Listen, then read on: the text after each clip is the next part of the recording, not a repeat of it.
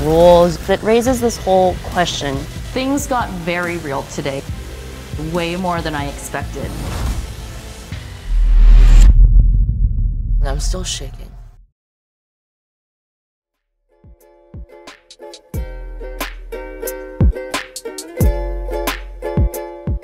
Hello everyone, welcome to Changemakers 2021.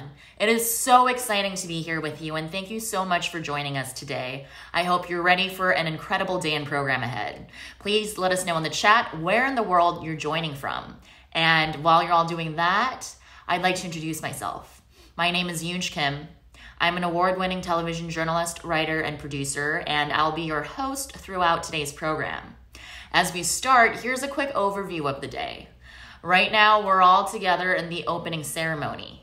Throughout the day, you can expect to go back and forth between this main stage and a number of other rooms that are all available here. During the main breakout session blocks, you'll get to choose between 4 different sessions led by our amazing session presenters. There will be 3 of those throughout the day. And at the same time, we also have a number of community spaces and booths at the exhibit hall that you can check out throughout the day whenever you feel like it. I also want to pause to give a thank you to all of the sponsors that have helped make this event possible. Thanks to McDonald's, Anime Expo, JP Morgan Chase, Electronic Arts, Leadership Conference for Civil and Human Rights, Nickelodeon, Sephora, Tambourine, PayPal, Glow Recipe, and our community partners, Tractivist, The Asian Talk, Very Asian, Sunday Jump, and Baysoon Candle. Today's conference is all about supporting, connecting, and developing the next generation of AAPI youth leaders and activists. And it's the result of an incredible team of volunteers across 3 organizations: ActToChange, Hateisavirus, and stopaapihate. To hear a little bit more about that, please join me now in welcoming Maulik Pancholy to the stage. Maulik is an actor, author, and the co-founder and chair of ActToChange. Welcome, Maulik.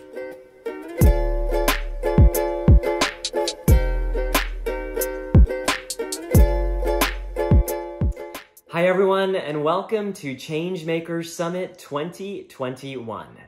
My name is Maulik Pancholy, and I am a chair and co-founder here at ActToChange, where we work to end bullying in the AAPI community. This is our 3rd year hosting a youth conference in the month of October, which is National Bullying Prevention Month. As an anti-bullying organization, we believe strongly that youth are the leaders we have been waiting for. In so many ways, we have already seen this year how young people are leading the charge in all kinds of spaces. Young people have organized rallies, led marches, mobilized fundraisers, directed voting rights campaigns, established mutual aid organizations, created content to educate others, and so much more. I am so proud that we here at ActToChange are partnering with the incredible folks at Hateisavirus and Stop AAPI Hate to host this space for all of you this year. And I'm humbled to be here with you today. Every day at ActToChange, we work to address the root causes of bullying and hate in the AAPI community. And while those roots run deep, there is also so much power in what we can accomplish together. To share more about this and our commitment to ending bullying, I am so honored to welcome our next speaker. She is an educator and a fearless advocate for safety and inclusion in our schools and in our communities. Please join me in welcoming the First Lady of the United States, Dr. Jill Biden. To the students, educators, and community leaders at this year's Changemakers Summit, you represent the best of who we are as Americans.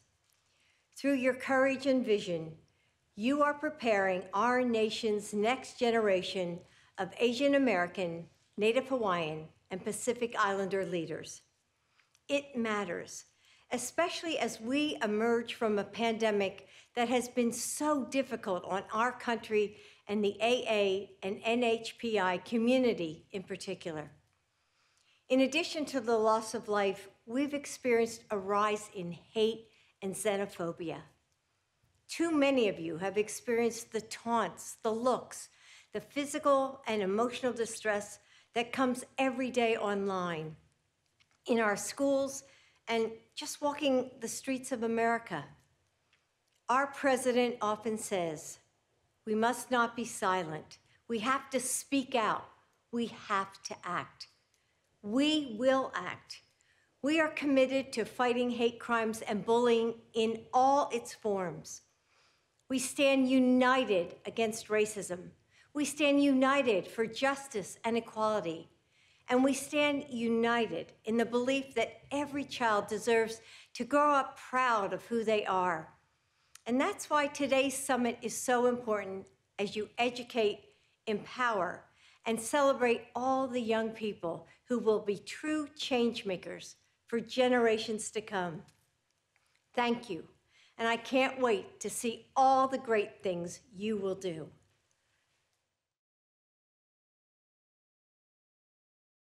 Thank you so much, Dr. Jill Biden, for your remarks. We are honored to have your support as we kick off Changemakers Summit 2021. Next up, we have a series of keynote speakers for you that'll help ground us in our thinking about our own leadership, impact, and community. These speakers are all incredible change makers in their own right, and I'm excited to hear them share their stories and encouragement with us. First up, we have Amanda Nguyen. Amanda is a social entrepreneur whose viral video earlier this year was a pivotal moment for bringing worldwide attention to the Stop Asian Hate movement. She was nominated for a Nobel Peace Prize in 2019 for penning her own civil rights into existence by passing the Sexual Assault Survivors Bill of Rights. She is the CEO and founder of RISE, a social movement accelerator, and was recently featured in McDonald's AAPI Next series to launch the brand's all-new education program and talk about the importance of goal setting and self-empowerment.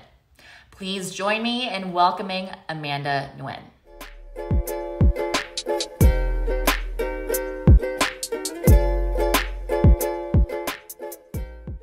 Hi everyone, my name is Amanda Nguyen and I am so excited to be with you all today.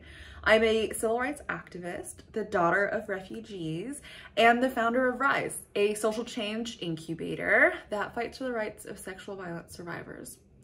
I'm here today because I believe in the power of our community, and especially in the leadership and youth of the next generation of AAPI changemakers. You know, I first learned about courage from my role model, my mom. She's a boat refugee, and as she shared, she went into death to seek life. Her audacity to hope in the face of fear gives me hope. And to me, courage is not the lack of fear, but having it and walking through it anyways. And so when it came time to stand up for what I believed in, well, I thought if she could go through all of that and be so brave to come and be able to make it to a place where we can practice, exercise our freedoms, then it's my responsibility to. I drew my courage from her. After all, we are the dreams of our ancestors, and all of their strength, their courage, runs through our veins. You know, when I think about the world and these past few years that we've weathered together, I think it's important to understand how deeply systemic the challenges we face today are. There is no injustice that only affects one person or even one community, and we have to think broadly, creatively, and build communities across lines of difference. Movement building has been critical to my work and my team at RISE and how we have built collective power to literally write civil rights into existence. I want to share a story of vulnerability.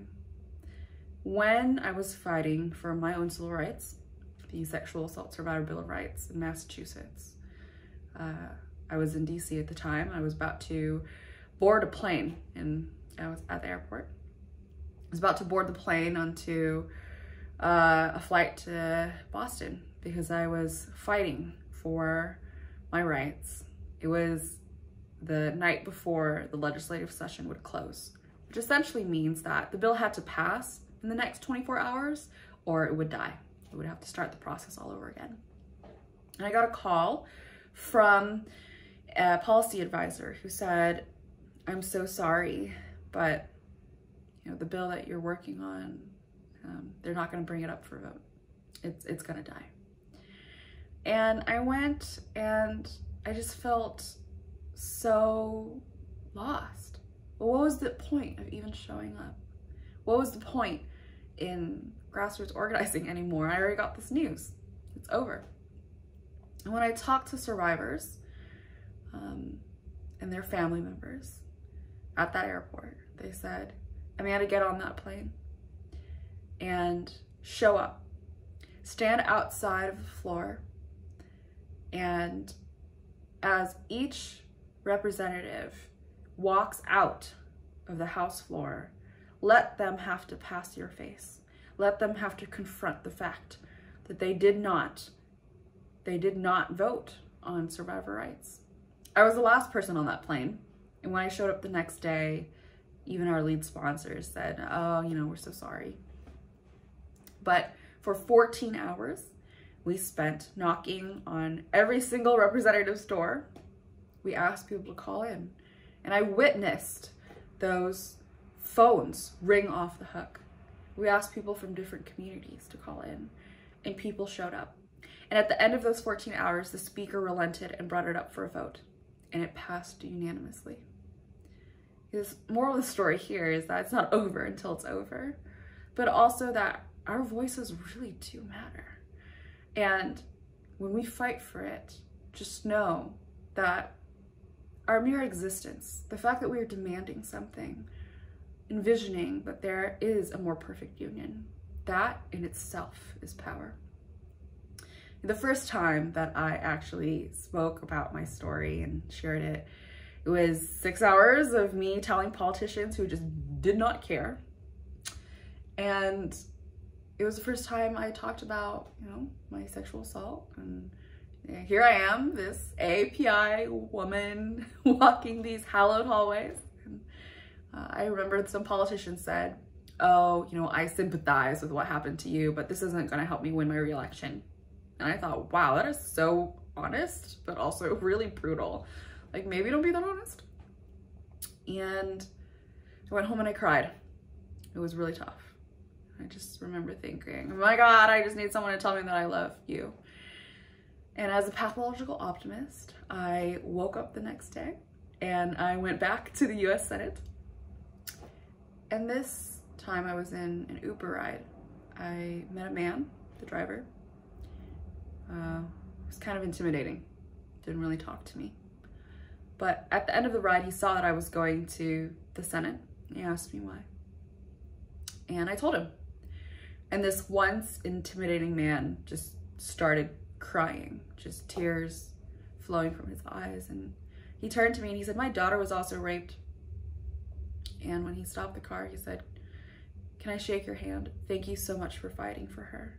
Has anyone told you that they love you today? I love you. And I'll never forget that, Dad. This story is our story. It's a collective story of progress. There's a long tradition of people taking their painful living truths and channeling that into justice. And I joined that tradition by penning my own civil rights into existence.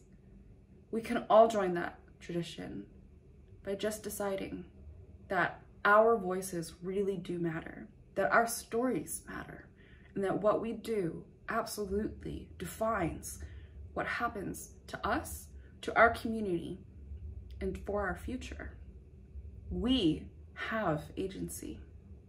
So for everyone that has joined today, but especially the young leaders in the audience, my one advice and hope for you is that the most powerful tool we have is our voice.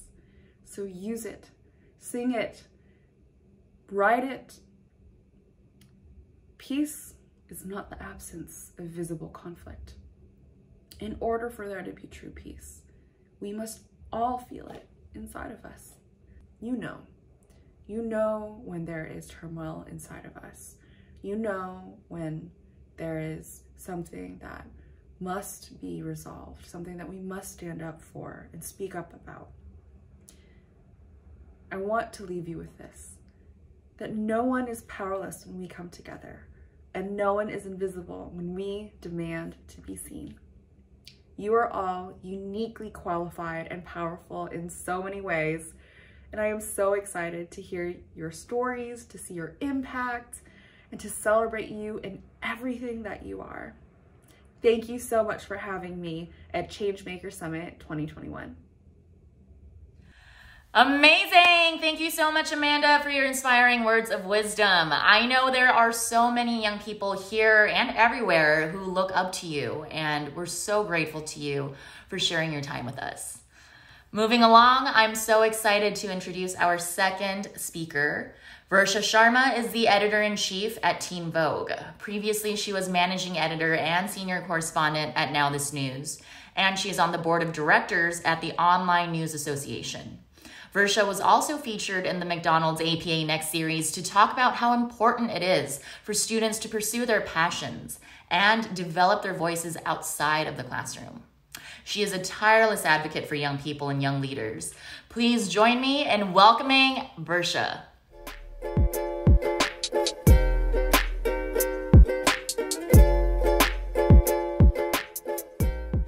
Hi everyone, my name is Versha Sharma and I am the editor-in-chief of Teen Vogue. As editor-in-chief, I get to see how incredibly brilliant young people are every single day and how quickly they're pushing leaders and adults in our communities for a deeper commitment to justice and equality. As a way to ground this incredible conference ahead of you, I want to share my own journey and a few stories of how I got to where I am today. I'm here today to share a few stories about my own work as a way to ground the incredible conference that's ahead of you all, and I'm going to start by sharing my journey to how I got here. I am an Indian American born and raised in central Louisiana. I am the daughter of immigrants, and I grew up in a fairly small town, often feeling like I did not belong.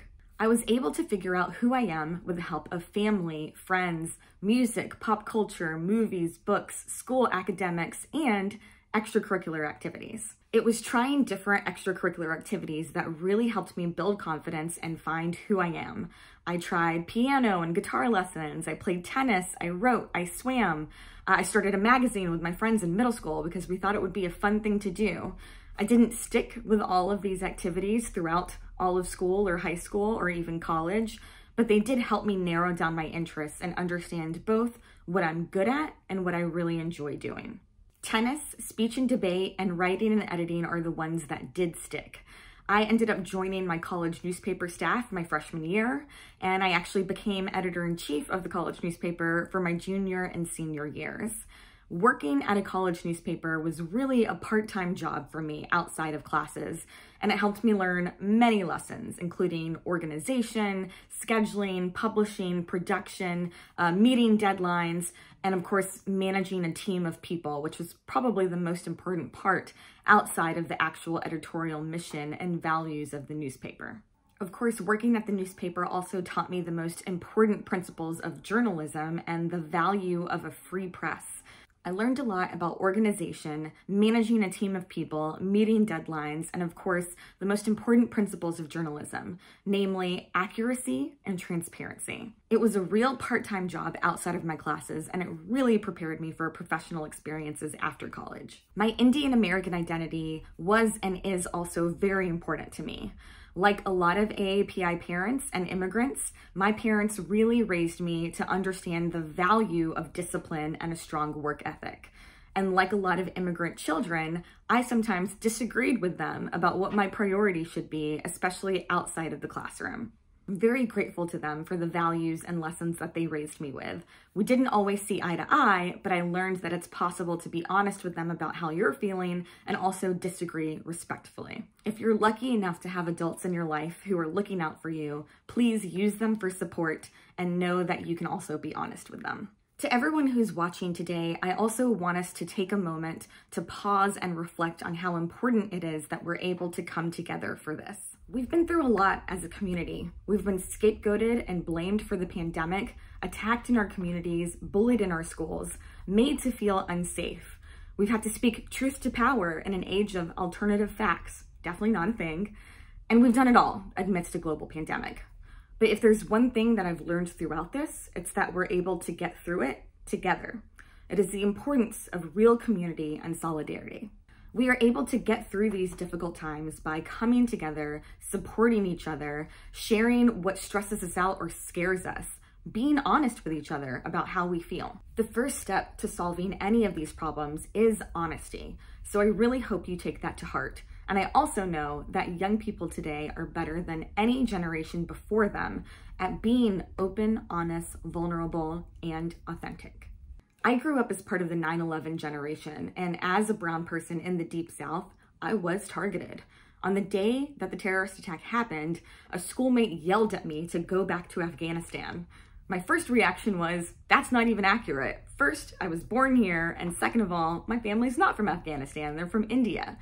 But so many people in my community and in communities around the world suffered real discrimination and harassment, sometimes even were the victim of brutal hate crimes. A lot of it is very similar to what we've seen today with the pandemic. What gives me hope is that people our age who grew up with bullying and discrimination understood that systems need to change, and we're now in positions of leadership to actually push for that change. It all starts with speaking up. Young people were at the forefront of the racial justice protests that we saw around the world in the wake of George Floyd's death. It was 17-year-old Darnella Frazier who pulled out her cell phone in that moment to capture that tragic injustice that happens far too often and almost every day. Young people understand more than anyone that it's possible and important to care about the climate, about politics, about social justice, about pop culture, fashion, and beauty, and that you can care about all of these things at once. Young people also understand how racial and social justice and equity affects every single one of these areas. Young people understand the connections between all of these interlocking systems of injustice, and it's young people everywhere who are stepping up to name, dismantle, and replace these systems with something better. Teen Vogue has always been about finding your voice. I think the publication has done a phenomenal job over the years of finding, centering, and elevating truly diverse voices and faces, whether it's putting them on the cover or hiring them as staff and hiring them to write the stories. In the last 5 years especially, Teen Vogue has really found and reestablished its voice as that of a rising generation that is unapologetic and unafraid. I truly do believe that young people are changing the world, and I take inspiration every single day from that. We were born in a time of several overlapping crises, and yet we have the power and the energy to imagine better and to push our leaders to work harder, to do better. That's the kind of work that inspires me, and that's the kind of work that brought me to Teen Vogue.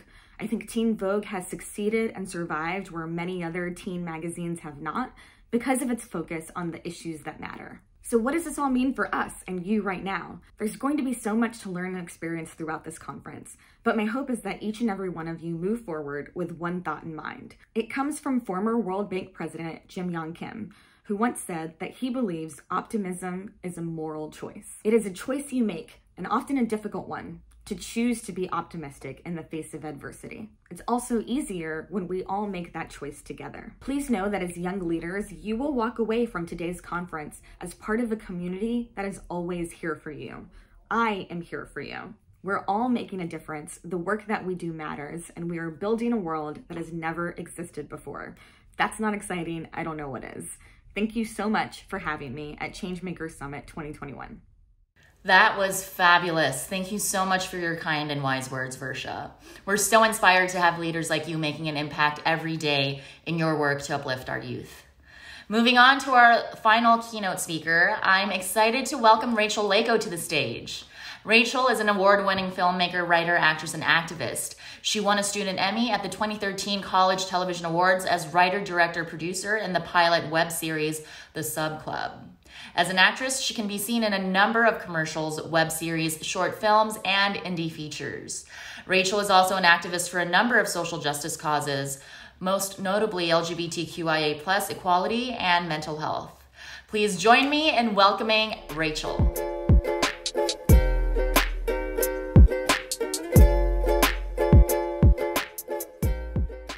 Hey everyone, I'm Rachelleyco and I'm a Filipino-American filmmaker, writer, actress, and activist. Across all these spaces and in the work that I do, I believe in the magic of storytelling, and I am proud to be an advocate for LGBTQ+ equality and mental health.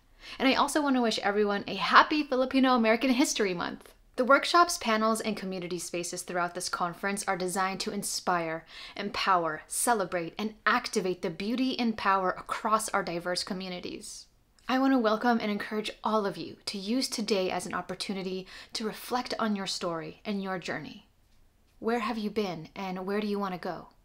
How can your story be a gateway to change, not just for you, but for others in our community who need that space and that representation? You know, I started out trying to navigate the entertainment industry alone. I didn't have any personal connections or really the knowledge in breaking through in Hollywood.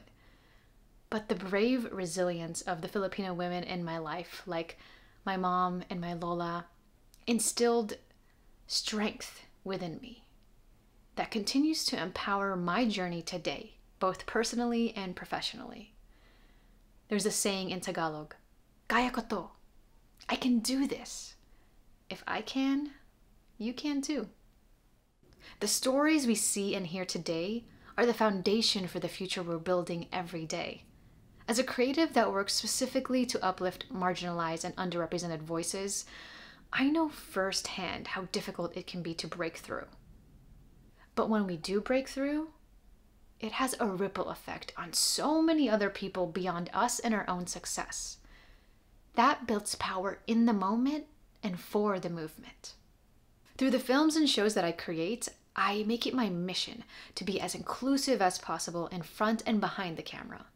Every project that I lead always includes queer, female, and BIPOC artists in every department. Growing up, I never really saw many brown Asian faces on screen. And I actually really hated my tan brown skin. I just wanted to look white and be white. Because that's what I saw in the media. But then when I started to see more brown Asian actors and musicians and creatives all around just being proud of who they are and their heritage, it made me proud. It changed me from the inside out. It inspired me and empowered me, and that is the power of representation. And now I am so proud to be brown and beautiful. Representation matters on a global scale. The power of inclusivity in storytelling is so powerful. It instills empathy, it inspires creativity, and empowers the next generation of artists. And there's been some progress. More female writers and directors of color, more BIPOC leading actors, more queer, non-binary, and trans stories in the media. But there's still a long way to go. The more that we own our voices and step into our power, the more we can shape the stories that we see. Bringing this all together, I hope that my story and experiences can inspire and guide you as you move through the rest of this conference. There's already so much potential in this room. And if I could leave you with one final thought, it would be this. Your story is power. Own it. Use it for good. Kaya mo yan. You can do this. We deserve a seat at the table. And when the table wasn't built for us, not only are we building our own, but we are bringing our entire community along with us. Community over competition. Thank you so much for having me at Changemakers Summit 2021. Sick. Thank you so much, Rachel, for your wonderful words. So many feels after this. Thank you, thank you. All right, folks, we have a special gift for you all to help us close out our opening ceremony here. Please join me in welcoming a spoken word performance by Jireh Deng. Jireh uses she, they pronouns and is a queer Asian American poet and journalist born and raised in the San Gabriel Valley. Their work appears in the Asian American Writers Workshop, the podcast VS, LA Taco, the Human Rights Campaign, and more. In summer 2021, they interned at the LA Times and is currently interning at NPR. Welcome, Jireh.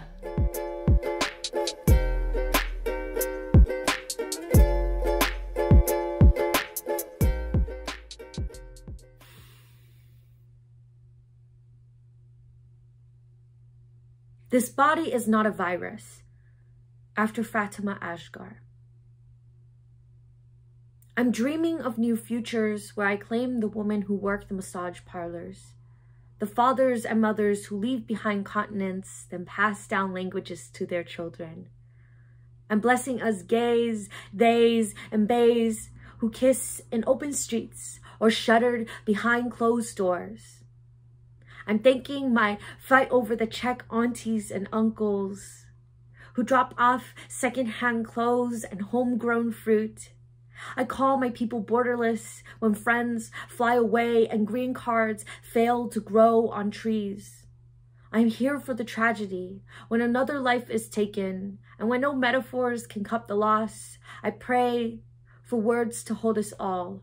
I pray that words will never be enough. My mouth has been the exit wound of my family tree. I'm asking you to make it your altar, an offering of love and laughter to tide us through the storm and calm.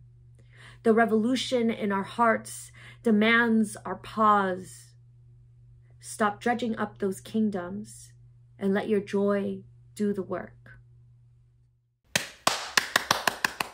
Thank you so much to Jireh for giving us all the energy as we come to the close of our opening ceremonies. What a fantastic way to cap all the powerful speeches we've heard from our keynote speakers.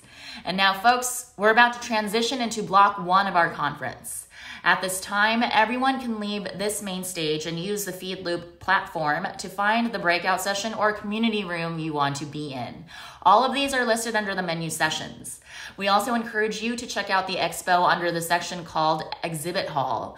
And if you need any help at all during the day, come find our staff at the Changemakers information booth in the Exhibit Hall.